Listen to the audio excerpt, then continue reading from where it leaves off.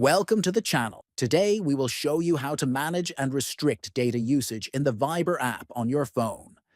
Many users face high mobile data consumption while using messaging apps, and Viber provides an easy way to optimize your data usage. First, open the Viber app on your phone. Next, look at the bottom right corner and tap on the More option. Then, from the menu, tap on Settings to access your app's configuration options.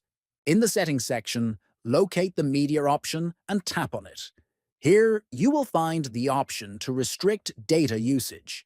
Turn this feature on to allow Viber to optimize for minimal data usage on mobile networks.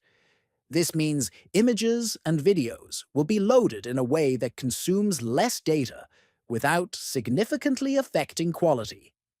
Finally, once you enable this setting, you can enjoy using Viber while keeping your mobile data consumption under control.